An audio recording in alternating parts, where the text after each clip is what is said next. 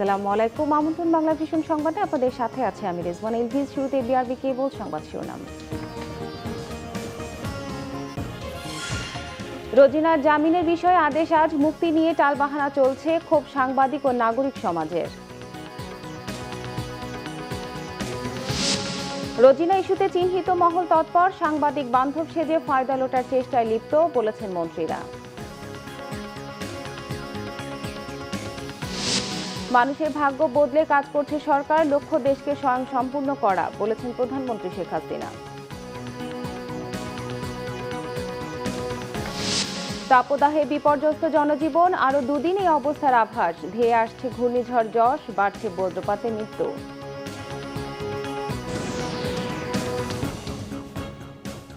দেখছিলেন বিআরবি কেবল সংবাদ শিরোনাম, এবার বিস্তারিত।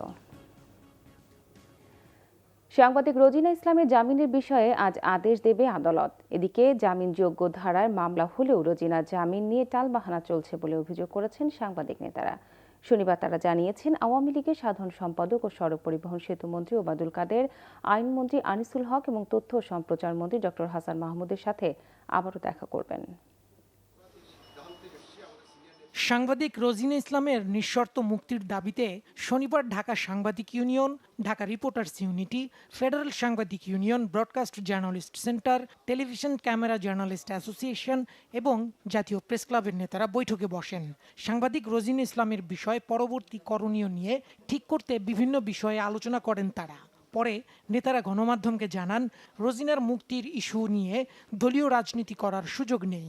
সাংবাদিক রোজিনা ইসলামকে অবিলম্বে নিঃশর্ত মুক্তির ব্যবস্থা করতে হবে এবং আমরা সরকারের কাছে এই দাবিটা জানাচ্ছি, কারণ সরকারই এই দাবির বাধা দিচ্ছে, অর্থাৎ এই জামিনের বিরোধিতা করছে। তথ্য অধিকার আইন হওয়ার পরে অফিসিয়াল সিক্রেটস অ্যাক্ট থাকতে পারে না।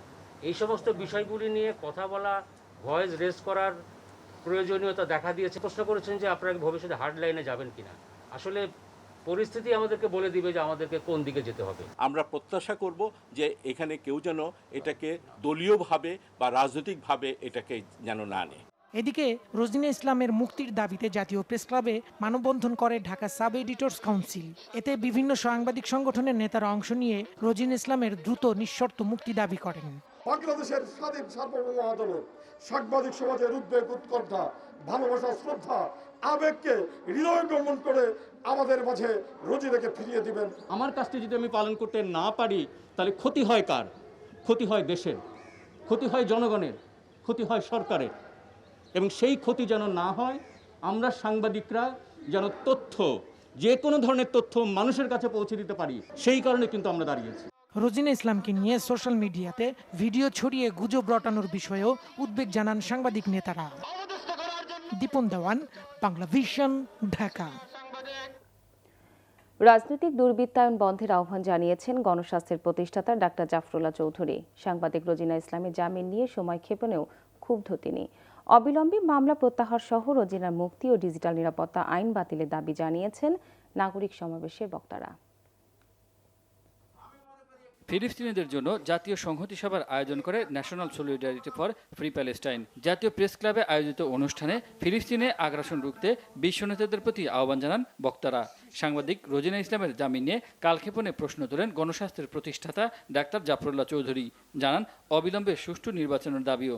এই দুর্বৃত্তায়ন এটা কখনো হবে না। আপনি কেন যাননি বৃহস্পতিবারে? কি আশায় বসে রয়েছেন?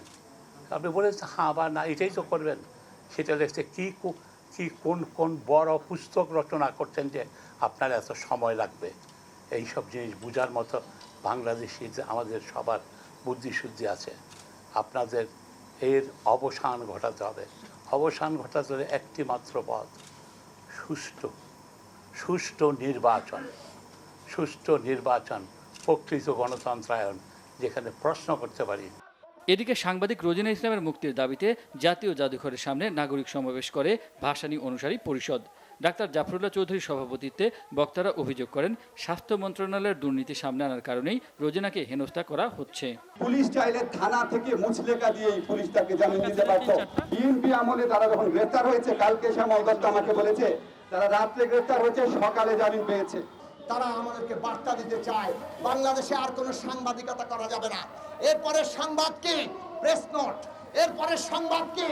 ওই জনগণের ট্যাক্সের পয়সায় ওরা যে বিজ্ঞাপন দেয় সেই সমস্ত বিজ্ঞাপন। রোজিনা ইসলামকে আটকে রাখা যাবে না, কিন্তু এই কথাটা খুব স্পষ্ট করে বলতে চাই, কিছু কিছু সাংবাদিক ভদ্রলোক ওইদিকে তারা সরকারের চামচামি করে, এইখানে এসে আবার রোজিনা ইসলামের পক্ষে কথা বলে। স্বাস্থ্য খাতে দুর্নীতির জন্য স্বাস্থ্যমন্ত্রী সহ সংশ্লিষ্টদের পদত্যাগও দাবি করেন বক্তারা। 18 মাসে ইমরুল কায়েস, বাংলা ভিশন, ঢাকা। সাংবাদিক রোজিনা হোক শক্তি, রোজিনা হোক আলো স্লোগানে পালন হয়েছে মোমবাতি প্রজ্বলন কর্মসূচি। এই কর্মসূচির আয়োজন করে প্রথম আলো বন্ধুসভা জাতীয় পরিচালনা পর্ষদ। গতকাল সন্ধ্যায় প্রথম আলো কার্যালয়ের সামনে হাতে জ্বলন্ত মোমবাতি নিয়ে প্রতিবাদ জানানো হয়। বন্ধুসভা জাতীয় পরিচালনা পর্ষদের সাধারণ সম্পাদক মৌসুমী মৌ জানান, সারা দেশে 129টি বন্ধুসভা একযোগে কর্মসূচি পালন করেছে। রোজিনা ইসলাম সত্যের সন্ধানী ছিলেন, তাঁকে গ্রেফতার করে আলোরূপী সত্যকে আধারে ঢাকার অপচেষ্টা চলছে, আর এর বিরুদ্ধেই তাদের প্রতীকী প্রতিবাদ। বন্ধুসভার ঢাকা মহানগর কমিটির সভাপতি নাজমুল এইচ পলাশ বলেন, রোজিনা ইসলামের সঙ্গে যে আচরণ করা হয়েছে তা ন্যাক্কারজনক। যারা এ কাজ করেছে তারা আধারে ডুবে আছে। রোজিনাকে আলোর সহযাত্রী বলে দাবি করেন জাতীয় পরিচালনা পর্ষদ সভাপতি মুমিত আল রশিদ। আওয়ামী লীগ সাধারণ সম্পাদক এবং সড়ক পরিবহন ও সেতুমন্ত্রী ওবায়দুল কাদের বলেছেন, মুক্ত গণমাধ্যমের বিরোধীরাই এখন বন্ধু সেজে সরকার বিরোধী উস্কানি দিচ্ছে। এদিকে তথ্য ও সম্প্রচার মন্ত্রী ডক্টর হাসান মাহমুদ বলেছেন, রোজিনা ইস্যুকে পুঁজি করে দেশবিরোধী চিহ্নিত মহল ফায়দা লোটার চেষ্টা করছে। মৎস্যজীবী লীগের প্রতিষ্ঠাবার্ষিকীর আলোচনা সভায় ভার্চুয়ালি যুক্ত হন আওয়ামী লীগ সাধারণ সম্পাদক ওবায়দুল কাদের। বলেন, এদেশে হত্যা, সন্ত্রাস ও ষড়যন্ত্রের রাজনীতির ধারক ও বাহকই বিএনপি। আন্দোলনের সক্ষমতা হারানো এই দলই এখন উস্কানিদাতার ভূমিকায় অবতীর্ণ হয়েছে বলে মন্তব্য করেন ওবায়দুল কাদের। সাংবাদিক হত্যা, নির্যাতনে যারা রেকর্ড স্থাপন করেছে বাংলাদেশে বিএনপি শাসনামলে, তাদের মুখে এখন সাংবাদিকদের ঐক্যের কথা, সাংবাদিকদের সাথে জন্য মায়া কান্না, এটা শোভা পায় না। যারা গণমাধ্যম মুক্ত সাংবাদিকতার বিরুদ্ধে দানবীয় আচরণ করেছিল ক্ষমতায় থাকতে, তারা এখন গণমাধ্যমের মুখোশ পরা বন্ধু সেজে সরকার বিরোধী উস্কানি দিচ্ছে।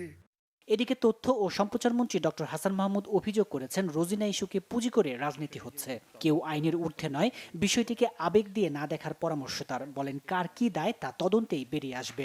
ডিরেক্টর গিল্ডের নবনির্বাচিত কমিটির সঙ্গে সাক্ষাৎ শেষে তিনি এসব কথা বলেন।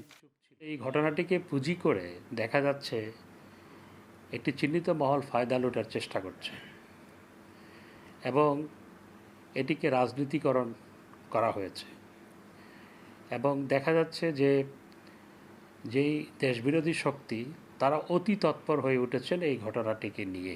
বৃহত্তর সাংবাদিক সমাজ সবসময় ন্যায় ও আইনের পক্ষে কথা বলবে বলেও প্রত্যাশা তথ্য ও সম্প্রচার মন্ত্রীর। বিরুদ্ধে নানা ধরনের গুজব। তাইমুর রশিদ, বাংলা ভিশন, ঢাকা। প্রধানমন্ত্রী শেখ হাসিনা বলেছেন, আওয়ামী লীগ সরকার ক্ষমতায় এসে মানুষের ভাগ্য পরিবর্তনে কাজ করছে। শনিবার মৎস্যজীবী লীগের 18তম প্রতিষ্ঠা বার্ষিকীতে দেয়া ভিডিও বার্তায় তিনি একথা বলেন। প্রধানমন্ত্রী বলেন, সব ক্ষেত্রে বাংলাদেশকে স্বয়ংসম্পূর্ণ করাই তাঁর সরকারের লক্ষ্য। বিশ্বের বুকে বাংলাদেশ মাথা উঁচু করে দাঁড়াবে বলেও প্রত্যয় ব্যক্ত করেছেন বঙ্গবন্ধু কন্যা। যুব সমাজকে চাকরির পেছনে না ছুটে মৎস্য উদ্যোক্তা হওয়ার আহ্বান জানান প্রধানমন্ত্রী শেখ হাসিনা। বাংলাদেশ আওয়ামী লীগ যখনই সরকার এসেছে, দেশের মানুষের ভাগ্য পরিবর্তনের কাজ করে গেছে।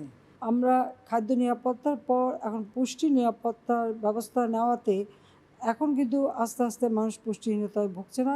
সেই সাথে আমি একটা অনুরোধ করব যে খাদ্য তালিকায়ও শুধু ভাত খাওয়াই না, সাথে সাথে বেশি পরিমাণে মাছ, সবজি, তরি তরকারি, ফলমূল খাওয়া এবং সেই সাথে পুষ্টিগুণটা যাতে থাকে সেই ব্যবস্থা। জাতির পিতা বঙ্গবন্ধু শেখ মুজিবুর রহমানের জুলিও কুরি শান্তি পুরস্কার প্রাপ্তির 48 বছর আজ। এটি ছিল দেশের ইতিহাসে প্রথম কোনো আন্তর্জাতিক পুরস্কার। গণতান্ত্রিক আদর্শকে শক্ত ভিতের ওপর প্রতিষ্ঠা করতে বিশ্ব শান্তি ও মানবাধিকার প্রতিষ্ঠায় অনবদ্য ভূমিকার জন্য বঙ্গবন্ধু মুজিবকে দেয়া হয় এই পুরস্কার। শুধু বঙ্গবন্ধু নন, শেখ মুজিব ভূষিত হন বিশ্ববন্ধু খেতাবে।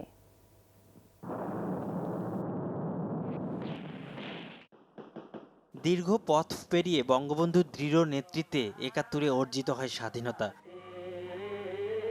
যুদ্ধোত্তর বিধ্বস্ত দেশ পুনর্গঠন, লাল সবুজ পতাকার মর্যাদা সমুন্নত রাখতে শুরু হয় শেখ মুজিবের নতুন সংগ্রাম।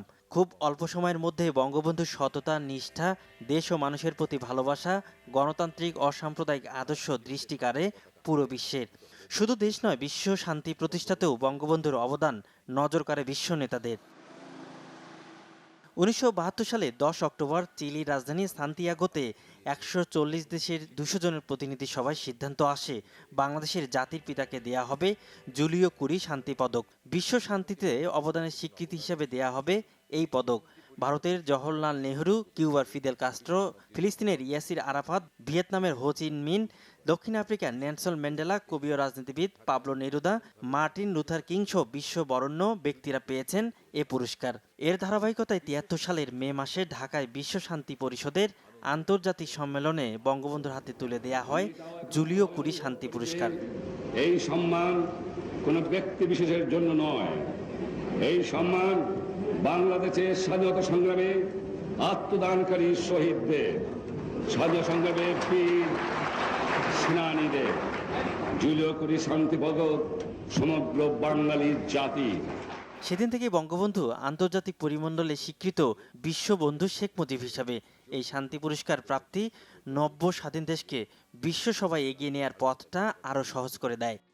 বাংলাদেশের কোটি কোটি মানুষের মধ্যে বেঁচে আছেন, চিরকাল বেঁচে থাকবেন, তার প্রতিষ্ঠিত শান্তির বার্তা নিয়ে বাংলাদেশ নামক রাষ্ট্রটি পৃথিবীর বুকে শান্তি প্রতিষ্ঠা করে চলছে এবং তারই সুযোগ্য কন্যা শেখ হাসিনা আজকে রোহিঙ্গাদের আশ্রয়দানের মধ্যে দিয়ে শান্তির একটি অনন্য দৃষ্টান্ত স্থাপন করতে সক্ষম হয়েছেন। বঙ্গবন্ধুর আদর্শকে বুকে ধারণ করে বাংলাদেশ এগিয়ে যাবে আরো বহুদূর, মাথা উঁচু করে দাঁড়াবে বিশ্ব মানচিত্রে। সৈয়দ আব্দুল মুহিত, বাংলা ভিশন, ঢাকা। তীব্র তাপদাহে জনজীবন বিপর্যস্ত। আবহাওয়া অফিস জানিয়েছে তা আরও ২-১ দিন অব্যাহত থাকবে। এদিকে ঘূর্ণিঝড় যশের প্রভাবে সমুদ্রে লঘুচাপ তৈরি হয়েছে। মাথার উপর রোদের প্রখর তাপ, তীব্র গরমে শরীর থেকে ঘাম ঝরছে রিকশা চালক সহ খেটে খাওয়া মানুষদের। বলছেন এই গরমে জীবন নাজেহাল। প্রচুর গরম, এই গরমে তো জীবন বাইরে যায়, গাড়ি চলাই যে সিরিয়াস গরম, কাজে কর্মের সমস্যা, এত ঠেয়ে পড়িয়া আসা লাগে অবাকে। এই জন্য রাজধানী জুড়ে চলছে তীব্র তাপদাহ। অসহনীয় গরমে সাধারণ মানুষও চলাচলে হিমশিম খাচ্ছেন। মনে হইতেছে যে এখনই দমটা বাইরে যাবে, এরকম গরম, প্রচন্ড গরম সহ্য করতে পারতেছি না। আজকের আবহাওয়াটা আরো অনেক গরম আর কি অন্যান্য দিনের থেকে। তারপরেও আমাদের দায়িত্ব পালন করতে হয়, সিগন্যালগুলো চালাতে হয়। গরমের হাত থেকে বাঁচতে পথচারীরা ফুটপাতের শরবতের দোকানে ভিড় করছেন। এসব শরবত স্বাস্থ্যকর কিনা তাও বিবেচনা করছেন না কেউ। গলাটা শুকায় গিয়েছিল, গরমে অতিষ্ঠ হয়ে গেছিলাম, যার জন্য অনেক ভালো লাগলো, খেয়ে বেশ শান্তি পেলাম। আজকে একটু মানুষের চলাচল রাস্তাঘাটে বেশি আছে, গাড়িগুলো একটু বেশি চলতে, পাবলিক মনে করেন যে ১-২ করে আইতায় আছে। গরমে একটু ঠান্ডা হতে শিশুরা দল বেঁধে নামছেন নদীতে। এমন পরিস্থিতিতে আবহাওয়া অফিস বলছে গরমের এই তীব্রতা আরও ২-১ দিন থাকবে। বাতাসে জলীয় বাষ্প বেশি থাকায় গরমে মানুষ বেশি ঘামছে। ঢাকার পরিস্থিতি আপনার আজকে ওই ধরনের হয়তো ভারী বৃষ্টির কম, তবে চান্স আছে ২-১ জায়গায় বিক্ষিপ্ত হয়ে বজ্র বৃষ্টির। তবে টেম্পারেচার আগের দিনের মতোই কাছাকাছি থাকবে। একদিকে গরম, অন্যদিকে ঘূর্ণিঝড় ইয়াসের পূর্বাভাস। বঙ্গোপসাগরে লঘুচাপ তৈরি হওয়ায় সমুদ্র বন্দরগুলোকে ১ নম্বর সতর্ক সংকেত দেখাতে বলেছে আবহাওয়া অধিদপ্তর। ২৬ তারিখ নাগাদ এটা উড়িষ্যা, পশ্চিমবঙ্গ এবং বাংলাদেশ উপকূলের কাছাকাছি পৌঁছাতে পারে। ২৩শে মের মধ্যে গভীর সাগরে থাকা মাছ ধরার নৌকা ও ট্রলারগুলোকে উপকূলে ফিরে আসারও নির্দেশ দেয়া হয়েছে। সৈকত সাদিক, বাংলা ভিশন, ঢাকা। এদিকে ত্রাণ ও দুর্যোগ ব্যবস্থাপনা প্রতিমন্ত্রী ডাক্তার ইনামুর রহমান জানিয়েছেন ঘূর্ণিঝড় যশ মোকাবেলায় ব্যাপক প্রস্তুতি রাখা হয়েছে। শনিবার বিভিন্ন দপ্তরের সাথে বৈঠকের পর তিনি জানান আশ্রয় কেন্দ্রগুলো প্রস্তুত করা হয়েছে। করোনা সংক্রমণ যাতে ছড়িয়ে না পড়ে সেজন্য পর্যাপ্ত ব্যবস্থা রাখা হয়েছে। প্রাণ রক্ষার্থে একজন মানুষকেও আশ্রয় শিবিরের বাইরে রাখা হবে না, প্রয়োজনে জোর করা হবে। আমরা বিগত দিনগুলোতেও ঘূর্ণিঝড় মোকাবেলা করেছি। ফণী, বুলবুল, আমফান ৩টি সুপার সাইক্লোন আমরা ম্যানেজ করেছি এবং যারা আপনারা এখানে আছেন, যারা মাঠে কাজ করছে, তারা এটা কৃতিত্বের দাবিদার এবং আমি বিশ্বাস করি তাদের অতীতের অভিজ্ঞতা থেকে এবারও আমরা এটা ভালোভাবে মোকাবেলা করব। আর এবার আমরা শতভাগ মানুষকে শেল্টার নিয়ে মৃতের সংখ্যা শূন্যের কোঠায় নামিয়ে আনবো। বেড়েই চলেছে বজ্রপাতে মৃত্যুর সংখ্যা। সম্প্রতি মার্কিন মহাকাশ গবেষণা প্রতিষ্ঠান নাসা জানিয়েছে বিশ্বে 500 বজ্রপাত প্রবণ এলাকার মধ্যে আছে বাংলাদেশের 3টি জেলা। মৃত্যু ও প্রাকৃতিক ক্ষয়ক্ষতি কমাতে এখনই লাইটনিং প্রোটেক্ট সিস্টেম LPS তৈরির পরামর্শ দিয়েছেন বিশেষজ্ঞরা। Mamun Abdullah report. April May মাস এলেই বাংলাদেশে দেখা দেয় কালবৈশাখীর ঝড় আর বজ্রপাত। আবহাওয়া বিজ্ঞান বলছে প্রখর সূর্যকিরণের তাপমাত্রায় বায়ুমণ্ডল অস্থির হয়ে উপরে উঠে তৈরি হয় বজ্রমেঘ। সেই বজ্রমেঘের সাথে বঙ্গোপসাগরের জলীয় বাষ্পের সংঘর্ষে দেখা দেয় বজ্রপাত। পরিসংখ্যান বলছে 2010 থেকে 2020 সাল পর্যন্ত দেশে বজ্রপাতে মারা যায় 2774 জন। এবছর শুধু এপ্রিল এবং মে মাসেই প্রাণ হারান 167 জন। মহাকাশ গবেষণা প্রতিষ্ঠান নাসা বলছে বিশ্বের 500টি বজ্রপাত প্রবণ এলাকার মধ্যে বাংলাদেশের শেরপুর 105, কিশোরগঞ্জ 272 এবং পাবনার অবস্থান 410। বাংলাদেশ একটি লাইটনিং হটস্পট প্রোন এলাকা। এখান থেকে ভবিষ্যতে আমরা সহজে উত্তরণ হতে পারবো না, সুতরাং আমাদেরকে লাইটনিং নিয়েই থাকতে হবে। সুতরাং আমাদের সায়েন্টিফিক্যালি এগোতে হবে এবং একই সাথে আমাদেরকে সচেতন হতে হবে। বাড়িঘর বিল্ডিং এগুলো করে অবশ্যই আর্থিং সিস্টেম করতে হবে, যাতে করে কোনো বাড়িঘরে যদি কোনো বিদ্যুতায়িত হয় তাহলে যেন এটা ন্যাচারালি ডাই ডাউন হয়ে যায়। বিশেষজ্ঞরা বলছেন মৃত্যু ঝুঁকি কমিয়ে আনতে বজ্রপাত শেল্টারের পাশাপাশি বাড়াতে হবে লাইটিং প্রোটেক্ট সিস্টেম। বিভিন্ন স্থাপনাতে আমরা LPS যেটা আছে, লাইটিং প্রোটেকশন সিস্টেম যদি লাগানো যেতে পারে, ডিজিটাল সিস্টেমগুলো যদি লাগানো যায় এবং সাথে সাথে যদি আমরা এলাকাভিত্তিক অ্যাওয়ারনেস ক্যাম্পেইন করি আসলে, তবে অ্যাটলিস্ট বজ্রপাতের ঝুঁকি কমিয়ে আনতে পারবো বলে আমি বিশ্বাস করি। দেশে 8টি স্থানে বজ্রপাত গণনার ডিভাইস বসানো হলেও এর পূর্বাভাস জানতে অ্যাপ তৈরির কথা থাকলেও এখনও তা করেনি আবহাওয়া অধিদপ্তর। মামুন আবদুল্লাহ, বাংলা ভিশন, ঢাকা। দেশে করোনা ভাইরাসে আক্রান্ত হয়ে আরও 38 জনের মৃত্যু হয়েছে। শনিবার স্বাস্থ্য অধিদপ্তরের প্রেস বিজ্ঞপ্তিতে জানানো হয়, নতুন করে 38 জনের মৃত্যুতে করোনায় প্রাণহানির সংখ্যা দাঁড়ালেও মোট 12,348 জনে। 24 ঘন্টায় 12,230টি নমুনা পরীক্ষায় নতুন শনাক্ত হয়েছে 1028 জন। এ নিয়ে মোট শনাক্তের সংখ্যা বেড়ে দাঁড়ালো 7,87,726 জনে। এদিন ভাইরাসটি থেকে সেরে উঠেছেন 759 জন। এ নিয়ে সুস্থ হলেন মোট 7,29,798 জন। সবশেষ তথ্য অনুযায়ী দেশে শনাক্তের হার 8.41, সুস্থতার হার 92.65% এবং মৃত্যুর হার 1.57%। সংবাদ শেষ করব BRB কেবল শিরোনামগুলো আরেকবার জানিয়ে। রোজিনা জামিনের বিষয়ে আদেশ আজ, মুক্তি নিয়ে টালবাহানা চলছে ক্ষোভ সাংবাদিক ও নাগরিক সমাজের। রোজিনা ইস্যুতে চিহ্নিত মহল তৎপর, সাংবাদিক বান্ধব সেজে ফায়দা লোটার চেষ্টায় লিপ্ত বলেছেন মন্ত্রীরা।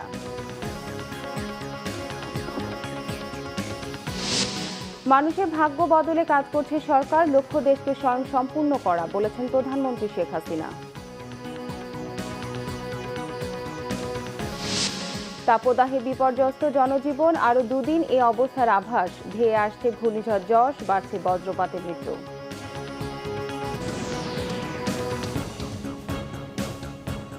এই ছিল এখনকার মতো। পরের সংবাদ সকাল 10টায়, নাকি 9টায় রয়েছে নিউজ টপ 10 দেখার আমন্ত্রণ রইল। এছাড়া বাংলা ভিশন সংবাদ ও সংবাদ সংশ্লিষ্ট অনুষ্ঠান দেখতে ভিজিট করুন www.banglavision.tv ও facebook.com/banglavision এবং সাবস্ক্রাইব করুন youtube.com/banglavision নিউজে। এতক্ষণ সঙ্গে থাকার জন্য ধন্যবাদ সবাইকে।